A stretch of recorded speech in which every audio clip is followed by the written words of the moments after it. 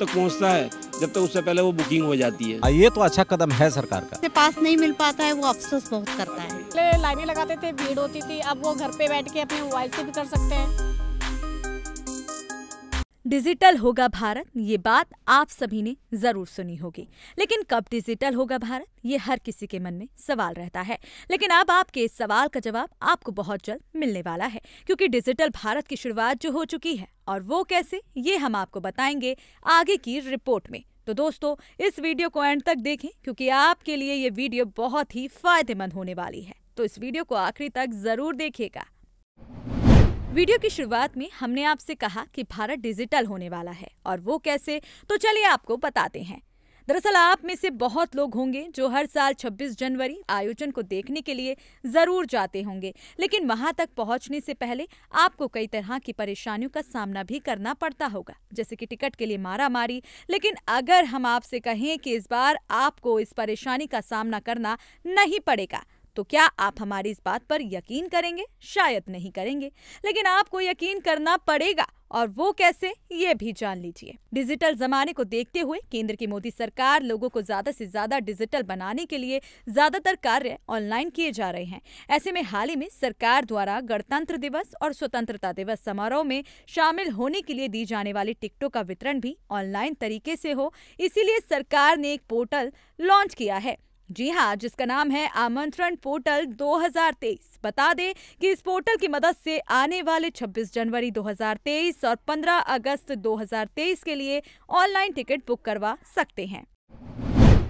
वहीं अब बात करें इस पोर्टल के उद्देश्य के बारे में, तो बता दें कि सरकार द्वारा शुरू किया गया आमंत्रण पोर्टल का मुख्य उद्देश्य 26 जनवरी और 15 अगस्त जैसे गणतंत्र दिवस और स्वतंत्रता दिवस के कार्यक्रमों को देखने के लिए सामान्य व्यक्तियों और अतिथियों को आमंत्रण देकर ऑनलाइन टिकट बुक करने की सुविधा उपलब्ध करवाना है, जिसके कारण अतिथियों एवं सामान्य नागरिकों को टिकट बुक कराने के लिए कहीं भी जाने की जरूरत ना पड़े। वैसे आपकी जानकारी के लिए बता दें कि आमंत्रण पोर्टल के अलावा आप ऑफलाइन टिकट भी खरीद सकते हैं, जिसके बारे में हम आपको आगे जानकारी देंगे। इसके साथ ही आम जनता की भौगोलिक स्थिति के ध्यान रखते हुए बिना उसके लिए ऑनलाइन टिकट खरीदने का प्रावधान भी करता है। यह आमंत्रण पोर्टल पूरी प्रक्रिया को उपयोगकर्ता और पर्यावरण के अनुकूल बनाएगा। इसके साथ ही ये पोर्टल सरकार और आम जनता के बीच की दूरी को भी समाप्त करेगा। इसके लिए सुबह 10 बजे से लेकर दोपहर 12:30 बजे तक और दोपहर बाद 2 बजे से शाम के 4:30 बजे तक का समय तय किया गया है। अधिक जानकारी के लिए आप www.mod.gov.in या www.indianrdc.mod.gov.in पर भी जा सकते हैं। वहीं बात करें इस पोर्टल की विशेषताओं की, तो बता दें कि इस पोर्टल की विशेषताएं सुरक्षा के लिए QR कोड आधारित ऑथेंटिकेशन, ईमेल और SMS के माध्यम से पास और टिकट को भेजा जाना, टिकट को कैंसिल करने और ट्रांसफर करने की मनाही, मेहमानों से स्वीकृति लेने को लेकर पास के लिए RSVP का विकल्प, भविष्य की घटनाओं के बेहतर प्रबंधन को लेकर समारोह के बाद डेटा विश्लेषण, तो यही सब इस पोर्टल की विशेषताएं हैं। अभी तक हमने ऑनलाइन टिकट की बात की है, लेकिन अगर ऑफलाइन टिकट की बात करें तो बता दें कि ऑफलाइन टिकट आपको सेना भवन gate number 2, Shastri Bhawan gate number 3, Jantar Mantar main gate के पास में, साथ ही प्रगति मैदान के गेट नंबर 1, वहीं पार्लियामेंट हाउस में सिर्फ सांसदों को टिकट मिल सकेगी।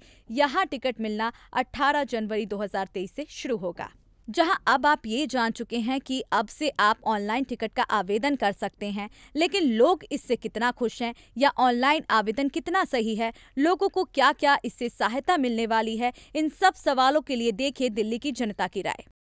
जो छोटे लोग हैं उनके लिए नुकसान हो जाएगा, क्योंकि जिनके पास कंप्यूटर वगैरह नहीं है या वो ऑनलाइन वो देखना चाहते हैं वो नहीं देख पाएंगे। तो मेरे हिसाब से ऑफलाइन भी रखना जरूरी है। ऑफलाइन सुविधा भी ठीक है और ऑनलाइन भी कर रहे हैं तो ठीक है, पर ऑफलाइन में क्या होता है कि आदमी जब तक पहुंचता है, जब तक उससे पहले वो बुकिंग हो जाती है, तो उन लोगों के लिए नुकसान हो जाता है जो बेचारे लाइन में लगते हैं। और ऑफलाइन में क्या, घर बैठे बैठे बड़े आदमी होते हैं वो उठा के तुरंत बुक कर देते हैं। जो VIP वगैरह हैं उन्हें पास जल्दी मिल जाता है, हम लोगों जैसे जनरल वगैरह वालों को नहीं मिल पाती हैं, आम जनता को नहीं सुविधाएं मिल पाती हैं। क्योंकि मैम ऐसा है कि ये परेड देखने की हर कोई की इच्छा रहती है, और जिसे पास नहीं मिल पाता है वो अफसोस बहुत करता है। नहीं, ऑफलाइन होना बहुत ज़रूरी है। जैसे मैम हम बाहर से एमपी से आते हैं, हम लोग तो कुछ ही दिनों के लिए आते हैं परेड देखने के लिए, पर हमें जब ये टिकट नहीं मिल पाता है तो हमें बहुत अफसोस होता है कि हम इतना किराया लगा के आए हैं और हमें सीट भी नहीं मिल पाती है। लोगों के लिए तो बिल्कुल सही है ये, इसलिए कि लोगों का अपना कीमती समय बचेगा, धक्के नहीं खाने पड़ेंगे, और तो कुछ ऐसा कोई बात नहीं है। ये तो अच्छा कदम है सरकार का। कई बार शामिल हुए हैं जो हम लोग टिकट लेकर ही शामिल होते थे, परेशानी नहीं होती थी, आम लोगों को तो होती थी। बिल्कुल शामिल करेंगे इसको, अगर सही कदम है तो शामिल करेंगे, इससे लोगों का समय बच जाता है, धक्के नहीं खाने पड़ते। वो तो बात सही है आपकी, कागज़ जो छपते थे टिकट का वो बेस्ट होता था, लेकिन इसमें भी तो आपको टिकट निकाल कर ही लाना पड़ेगा या मोबाइल में लाना। लेकिन इसमें एक और भी तो फायदा वो है, नुकसान है। कहीं भी आप ऑनलाइन ही टिकट लीजिएगा तो आपका नेट तो खर्च होगा, नेट तो आपका लग ही रहा है। जो परेड के दौरान, जिस दिन परेड होता है, ताल कटोरा ही बसें बंद कर देते हैं वो लोग, इधर 3 मूर्ति से बसें आगे नहीं आने देते हैं। तो एक चीज़ बताइए कि अगर बच्चे साथ में हो तो 3 किलोमीटर 4 किलोमीटर वो चल कर कैसे आएंगे? कम से कम उनको नज़दीक तक बसें आने देनी चाहिए। जैसे यहाँ कृषि भवन आप रोक दीजिए या इधर लाकर वायु भवन रोक दीजिए, वहाँ से बसें मत आने दीजिए। लेकिन इसमें काफ़ी लोगों को दिक्कत का सामना करना पड़ता है। मान लीजिए किसी बुजुर्ग को आप लेकर आ गए, इतना दूर कैसे उनको उठा कर लाइएगा? सबसे बड़ी दिक्कत ये है। पिछले साल में हुई थी, बट जब मैं आई तो बस स्टैंड पे बस तो पहले ही रोक देते हैं, मतलब बस तो पहले ही रुक जाती है और यहाँ तक हमें पैदल पैदल आना पड़ता है। जिसके पास टिकट होती है या जिसके पास साधन होता है या फिर जिसका मतलब पहले से ही जान पहचान होती है वो तो अपना आ जाते हैं।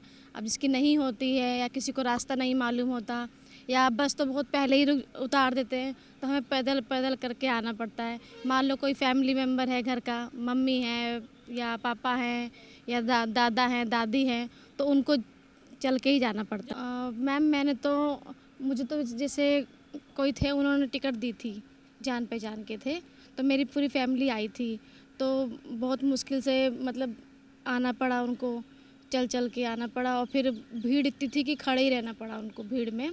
और जब वापस गए तो उनको साधन नहीं मिला, फिर उनको पूरा पैदल पैदल पैदल पैदल चलना पड़ा। फिर बहुत दूर पे हम लोगों ने फिर वो ऑटो किया बुक, फिर हम घर गए। नहीं, ये तो सही किया है कि हम कोई भी टिकट लेनी हो तो किसी से मांगने की ज़रूरत नहीं है ना, हम ऑनलाइन जाके भी अपना खुद अप्लाई कर सकते हैं। तो ये चीज़ तो बढ़िया की है, लेकिन सुविधाएं नहीं हैं आने और जाने की। जिस दिन 26 जनवरी होती है उस दिन सारे रास्ते बंद हो जाते हैं।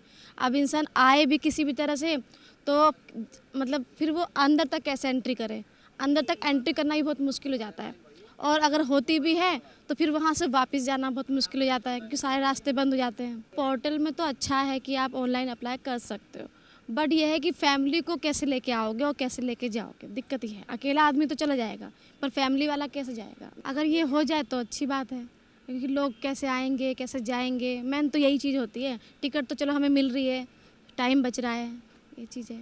जैसे अब तो सभी के पास मोबाइल हो गया है, तो सभी अपने मोबाइल से इजीली अपने घर से बैठ के भी कर सकते हैं, तो कोई प्रॉब्लम नहीं है इसमें। बिल्कुल फ़ायदेमंद है, क्योंकि वो पहले लाइनें लगाते थे, भीड़ होती थी, अब वो घर पे बैठ के अपने मोबाइल से भी कर सकते हैं, तो सभी के लिए अच्छा ही है। देखिए डिजिटल हो रहा है, ये काफ़ी अच्छा है। पहले ज़्यादा पेपर वर्क होता था, अब ये ऑनलाइन हो रहा है, पेपर की बचत भी है इसमें, इन्वायरमेंट ज़्यादा पेड़ों का कटाव होता था, तो अब इसमें मतलब एक तरह से अच्छा ही है कि ये डिजिटल होता जा रहा है और पेपरों की बचत है इसमें। बिल्कुल बचेंगे, एटलीस्ट कम तो होंगे।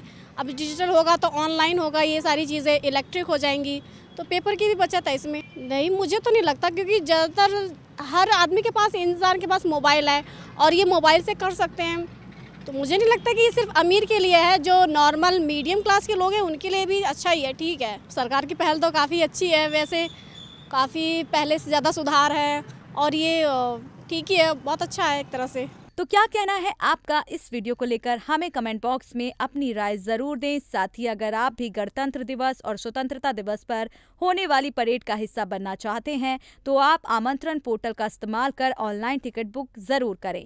अपने समय को बचाएं और ऑफलाइन टिकटों में यूज होने वाले कागज को भी वेस्ट होने से बचा सकते हैं। तो अगर आपको हमारी ये वीडियो पसंद आई हो तो इसे ज्यादा से ज्यादा शेयर करें। साथ ही डेली अपडेट्स के लिए आज ही हमें सब्सक्राइब कर दें।